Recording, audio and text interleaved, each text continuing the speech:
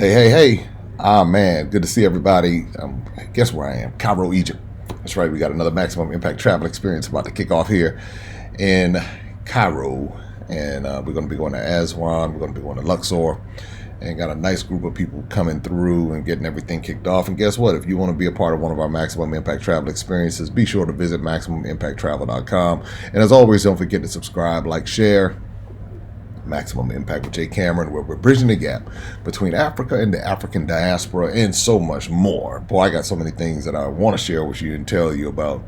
It's particularly incredible. But what I do want to talk about is the realization Facebook has a way of reminding you of what you were doing from year to year. And so 4 years ago today, I go back and it reminded me right here of this clip. I'd never been to Africa before. On October 6, 2018, I said, headed to Ghana. I'm headed to Africa soon, and I'm looking forward to my first stop being in Ghana. I'll be staying in Accra and looking forward to the experience. If anyone is from there or has been there and has any reputable recommendations near Accra, please let me know.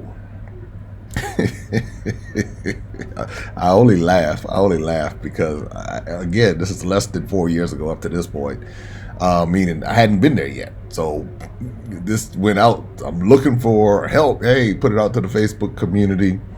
And quite a few people responded, and they said, hey, I know somebody, and I know this, and I know that. And actually, I was able to find the first tour company that I worked with in Ghana by way of that post. Again, I'd never been to Africa before. I'd never been to Ghana before. I was saying, hey, I'm going. And I was at a very pivotal point in life. And there's sometimes where you got to know when to make a move, when to do what you got to do. I mean, I was plateaued out. I was no longer interested in what I was doing because I'd seen the flaws in that particular system, and I just needed something different. And I didn't want to go to Hawaii, and I didn't want to go to Dubai, and I didn't want to go to Mexico, and I was like, look, I got to go somewhere I've never been before, and someplace that I believe is important. So I picked Accra because it seemed like it was a good balance between what I was familiar with and what I wasn't familiar with, and it also had some of the history that I believe tied into my existence in the U.S. I could not have imagined how that trip was going to change my life. Here we are, 4 years later, children's books, top of Kilimanjaro, been to 17 different African countries, dual citizenship, taking hundreds of people to Africa, still on tours and doing all these different things. Have turned it into a very successful business venture, and that wasn't even the intention.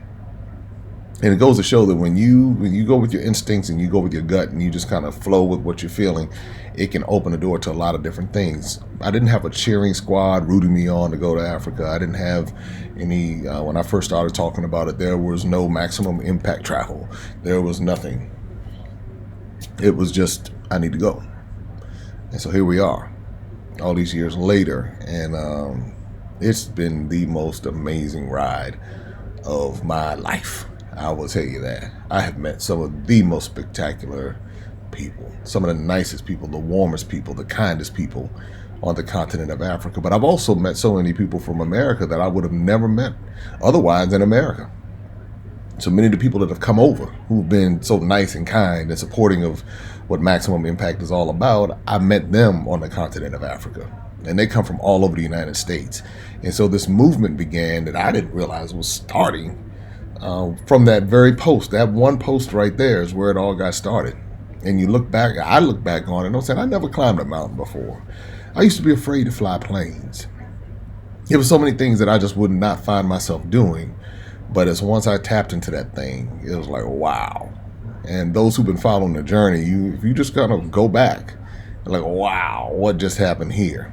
And it's been that type of special experience that really I can't even, I try to put it into words, but I can't. I guess because I'm still in it.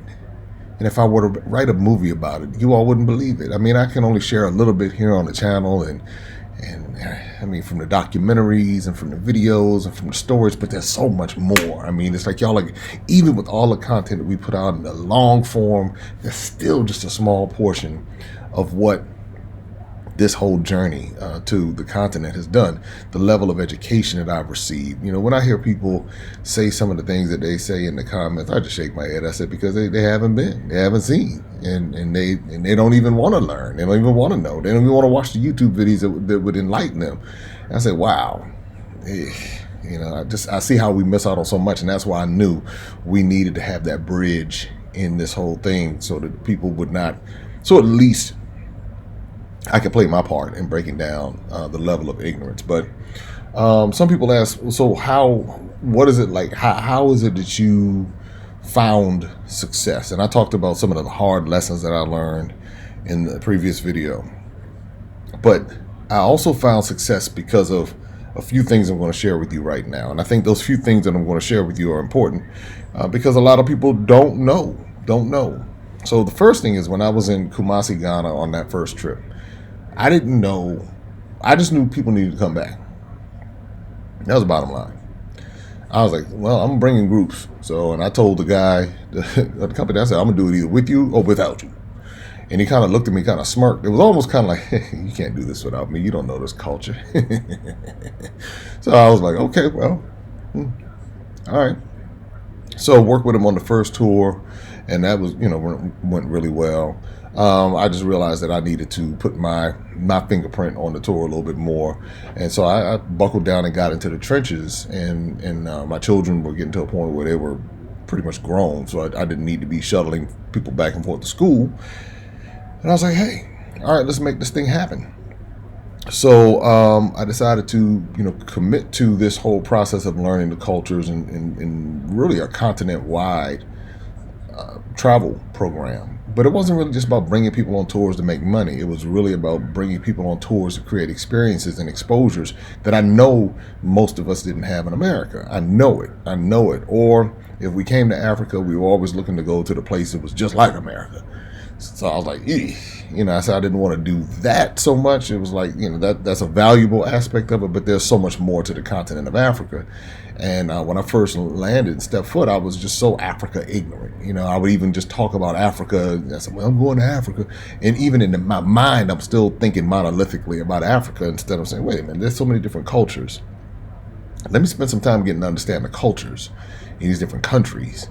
And because within those cultures, they have multiple languages and sub-languages and dialects and all of that. So what started happening is I just started broadening my mindset. And as I broadened my mindset, my vocabulary expanded, my perspectives and philosophies expanded, and it caused me to start asking a lot of questions about what I was taught and trained with in America. Then I started seeing the influence of America on the continent of Africa, just continent-wide, and not necessarily the most positive aspects of America, but the negative aspects of the culture, the supremacy mindset, the classism, the elitism, not so much the racism, but you do see the colorism, and you see people bleaching their skin and doing all types of things to their body to really try to emulate European standards and features. And I said, wow. And then, of course, the phony white Jesus stuff going on everywhere you go, with the religion and how it's infused with white supremacy.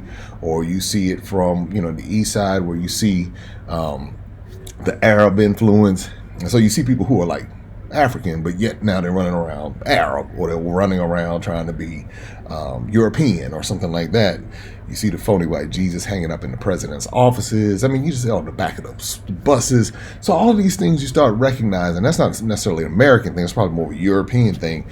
But you begin to see all of these things and say, wow, this is what we're told and what we're realizing. When we're doing this, there's more to this story.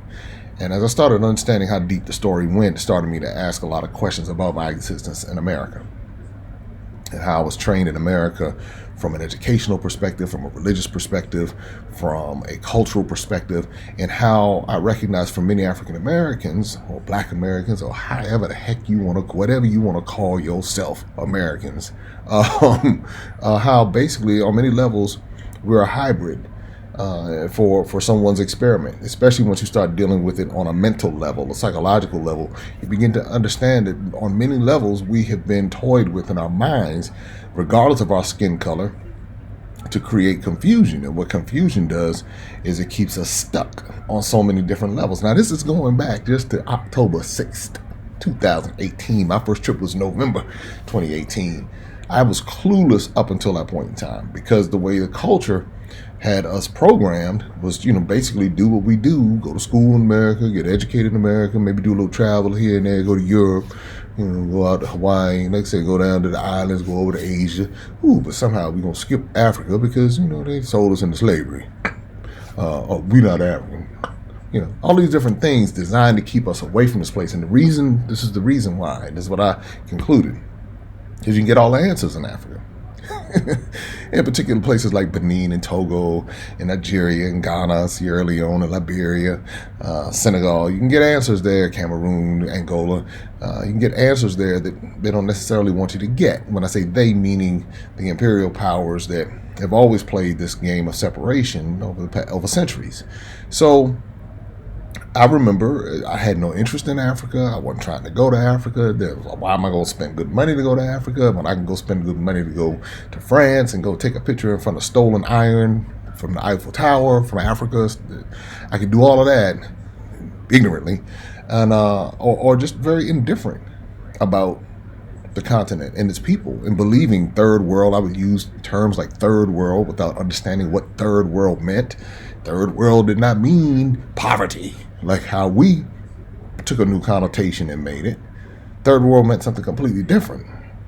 But again, if I'm watching Western media, if I'm sitting up here doing all these other kind of things, and I'm going through this whole process, my language, my just the way I see the world has been crafted. And again, beginning to explore and see for myself, I started untangling a lot of this stuff. So wait a minute, somebody told me this. What makes it true if they just told me this? They told me. I never even considered that the Washington Monument was basically an imitation of ancient Egyptian architecture. I never even thought about that. It's like, oh, the Washington Monument, we need to celebrate our founding fathers, and we need to recognize the contributions that they made and thank God for them, and and all of this other kind of stuff. And I never considered the fact that me standing up in first grade and pledging allegiance to something I had no understanding of what I was pledging allegiance to. I had a teacher who was telling me, this is what you're supposed to do. This is why you do it. Without even having the ability to have a thought to say, well, what does the red mean? What does the white mean? What does the blue mean? So they would tell us, well, okay, the red, white, and blue, the red is for those who fought and died for the country, but they didn't talk about my ancestors who were brought on ships over here, who bled and died, building this country, didn't receive recognition, compensation, or anything other than a beating or frustration. And then even after people would go fight in the wars, Korean War, World War I, II, III, Vietnam, well, maybe not three, well, they're still fighting three right now. They still would come back to a country that by and large would see them as second-class citizens and would not give the same opportunities to them as they would those who came from a much lighter complexion. See, so these are all the things you begin to start putting pieces of the puzzle to, and you say, wow, this thing is pretty deep. And it was liberating, and it has been liberating, because I can see clearly. I can see clearly when I go to Europe, and I can say, oh, okay, I understand what happened here. Or when I'm walking through the streets of America, I'm not walking around, yeah, this place is so good, and because it's the greatest in the world. It's like it's the greatest in, according to the new standard or whatever, from the standard. And when I say that's even debatable. But it's great because if we consider great on that standard, it's because of theft, lies, and manipulation, and nationalism, control, mental indoctrinations. And this is just the way that it is. I mean, you would be amazed the types of comments that come through. One lady, she went in, I'm going to actually do a video exclusively about her comment. She went in talking about how Singapore and Thailand and all of these other countries are supposedly better than Ghana. She was like, they're better. And I was like, okay, well, hashtag ignorant. I don't know what is better. And then she went on to say, and this is when she revealed, I think her name Beverly or something like that, revealed her white supremacy mindset. She says, well, the African student came in, and she was talking about she was in Europe. African student came in and asked for some soup and to put on some, I guess, rice or something like that. And she was like, well, gravy. And she said, well, when they came in, they put the gravy on the rice and or whatever it is. Then he started eating with his hands. And I was like, instead of using a fork and knife. And I was like, Now, my previous mindset would have been like, yeah, that's uncouth. Why are they doing that? He need to understand. He need to get himself together. Now I understand from the standpoint is like, who are you to dictate how people are supposed to eat their food? Who says your standard is right? What's wrong with that person eating with their hands? And so as I spent more time in West Africa, and I said, you know what? I said, I need to get this stuff out of my mindset. I said, because there's something wrong with me that I'm now looking at people eating with their hands some kind of way because they don't do it the way that I do it. And that's some of the depravity that I realized that I had. And so now I eat my banku with my hands. You know, just like I eat my chicken with my hands, and if I'm going to eat a burger, I eat a burger with my hands and fries or whatever. I can sit down and eat some banku with my hands. And I don't look at how that's uncouth. That's their culture. And so these are the things, and this is how I've evolved as a person, to stop looking at the world through an American lens exclusively. I can't get rid of the American lens because that's how I grew up. And all of that culture is not bad because, you know, some Negroes, they get upset when you start calling stuff out. Not Negroes, white boys or whoever, white girls, they get upset and mad when you start calling the stuff out. I'm saying I'm just telling the truth from my perspective. So there's no hate, no shade. I'm just telling the truth. So if you go through this and you find something that's untrue based upon my perspective, then hey, then that's something completely different. But I'm just saying this is what I've seen through my eyes through all of these years and how I've been able to liberate myself to this point. And there's constant liberation every single day as I'm learning more and understanding more and realizing more about myself and realizing more about these different just these different experiences and different flavors of food and different types of people and all of that. You know, it's I encourage anyone to do it because some people don't see the value in it. They say, well, I'm going to travel. You know, I put that money somewhere else. So it depends on your priorities, depends on your perspectives. Hey, it is what it is. So anyway, just 4 points here, how I've been able to be successful. One, I was willing to pay the price. And the price, once I understood how jacked up I was, I had to pay the price to unjack myself because I didn't want to be jacked up. I didn't want to be walking around thinking like how someone else told me to think. I wanted to be free. And so I had to pay the price to do that. And that meant I had to spend time on the continent. I had to move around and I do different things, go down to South America, be willing to travel throughout America and see different things that I see them through a different lens. I was born in Charleston, South Carolina. Never even thought about, didn't even know about the Oyotanji village, Yoruba village in Beaufort. My family wasn't even interested in even any of that. So I never knew about it. I knew about the market there in Charleston, but didn't really understand the impact of what Charleston, South Carolina meant. Didn't understand the connection between Freetown, Sierra Leone, and Charleston, South Carolina. So being here in America, I'm now going different places. The Whitney Plantation in Louisiana, and what I learned at the Whitney Plantation. Had to be willing to pay the price to educate myself, to liberate myself, because nobody else is going to do it for you. That's the reality. And I had to be willing to walk away from a very, very toxic system of indoctrination. I got a video coming. I want to talk about that journey and how I walked away from that system of indoctrination and how that system, I believe, is the very thing that cripples Black America. Shoot, forget Black America, Black people all over the world, because the system is so warped and twisted and designed to jack up folks. And it's the modern religious system. That's what it is. And so I had to separate myself from that system. And I did that in 2019 to say that I have more information. I have information that you all are not teaching in your seminaries. Your preachers are not preaching this stuff. 99.999% are not preaching this stuff over their pulpits because that's going to affect their money. And so I was able to break free from that. It was a process, but able to break free from it. And I believe, personally, I believe that's the best thing that I've done in my life, for real. Broken free from that and being able to sit back and say, all right, But I'm a show. I did a whole long interview with Leslie Jones talking about it, and I can't wait to share that with you. The next thing is I wasn't focused on the money. When I got into tourism and all of that, my whole focus was not going out here just making a bunch of money. My focus was creating experiences and creating exposure experiences for people because I knew that's what they needed.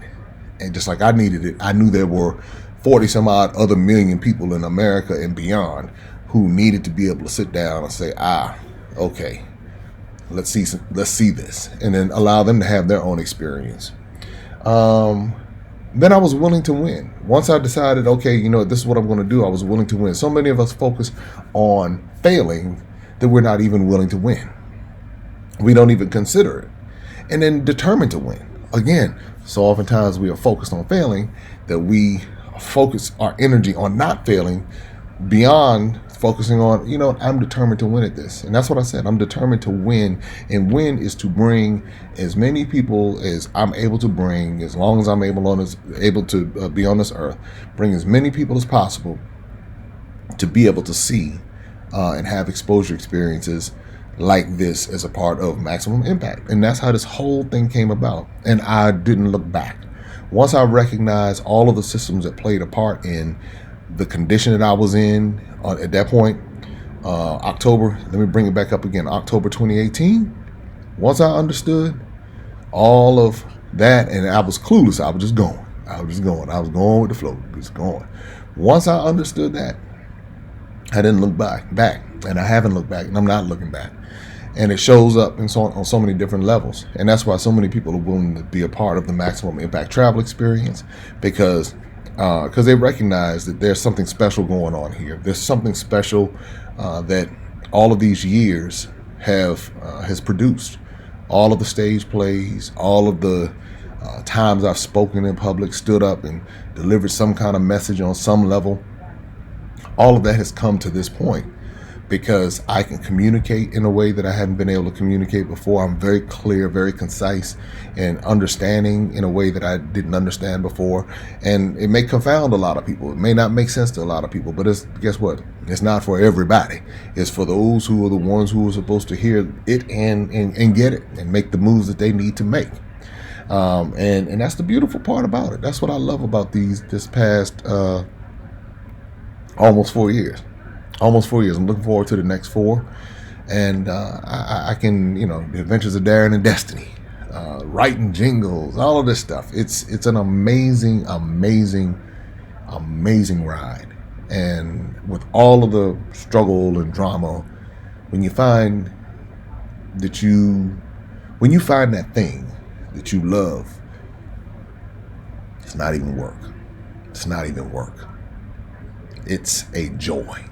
And it creates experiences like what I'm going to share with you. So anyway, got much more on the way. I wanted to just kind of jump in here and talk about this for a few minutes, but definitely make sure that you join us as a part of the Maximum Impact Travel Experience here on the continent of Africa and beyond. We have tours coming up. We're going to be going to South America. We're going to do some things in Europe because the African diaspora is all over. And many people want to be able to see for themselves. That's my whole thing. Go see for yourself. So, all right, y'all, until next time, I want you to watch this video because this video shows you what I didn't see 4 years ago, but it is the manifestation of what began here, right here, October 6th, 2018, and it is the manifestation of what has happened today. All right, you know what to do. Hit that subscribe button because we've got so much more on the way. Get notifications. So much more coming. The Maximum Impact Success Academy, the Adventures of Darren and Destiny, all of these different things are coming because guess what? I realize if I don't play my part, nobody else is going to play my part for me. So talk to you soon. Take care. Be safe. Ready for this? Well, hello? Hello? Where? Good to see you. How you feeling? Last time I saw you was in Ghana. Hello? If we can continue to find a way to bridge our differences and, really, really, really come together, come to Africa. A lot of people really want to come here. This trip is not only a trip, but it really is an experience, and it's a learning experience. We've already learned so much just at the table. So I'm excited to be here. I'm glad to be here, and I can't wait to continue to learn and just be with all of y'all. I quite didn't want to come to Africa, okay? And when I got here, they were so kind. And I like, oh my gracious, then I got to meet you guys, and y'all started telling me about the trip. And I said, okay, this is gonna be fun. So now I'm kind of excited. My wife said, well, you ain't got no excitement, but now I'm looking forward. So, hey, I'm hoping one day I can have the same testimony as you guys, and I'm just glad to be here.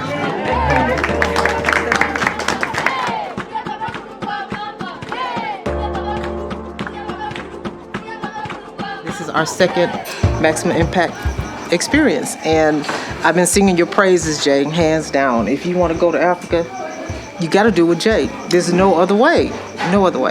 And to be honest with you, when Renee, Jeff, James signed up for this, I'm like, we can't let y'all go without us. And so here we are. It's just the most interesting thing in the world to come to a place such as this. It's beautiful. I mean, this is a beautiful resort. You all seem like very wonderful people. We all have something in common. We're all connected. We all are connected. This is my second trip with Maximum Impact. I was in Ghana July last year, and I brought my daughters with me. And they had a pretty rough experience because they had a lot of expectations that weren't realistic. But it took them 2 weeks to decompress and then to understand fully the magic that had happened on that trip. This is my mom, Claudette, and I'm very grateful that she brought me here. This is her first trip with the group, but she's been to Africa like 3 times. And again, I'm very grateful that she brought me here.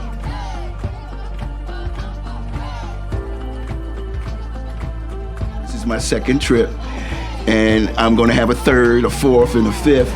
And I tell you, I'm still excited about all the things that I'm experiencing. And you would think I've been to many countries, I traveled a lot, but I've never been to a country where people look like me. Everywhere I went, I always had to fit in.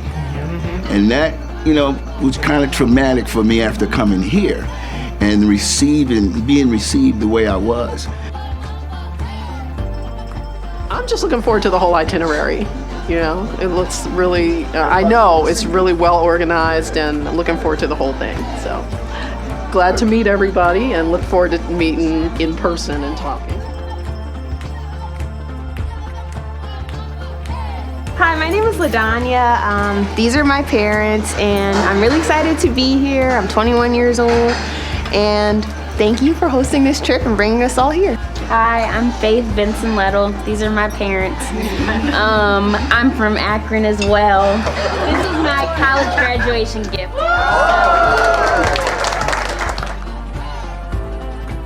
I got 18 grandkids and 9 great-grandkids, and all of them want to come. Because I was so excited, thanks to Jay. I walked through the streets of Philadelphia lifting up Africa. You gotta go. I said, if you're Afro-American, you write that down on whatever form, you need to go to Africa. Travel a lot, and over the last couple years, I really want to do a deep discovery of Africa, all the African countries, and I found Jay, and I said, that's the way I want to do it. So we were very, very appreciative. This is my sister Linda, and the reason I'm here is because Linda spoke so highly of the trip she was on in Ghana. Coming to Africa, I liked it. Something different. You can connecting with the people here, connecting with the workers here. I like that idea and that approach. So I wanted to come and see for myself.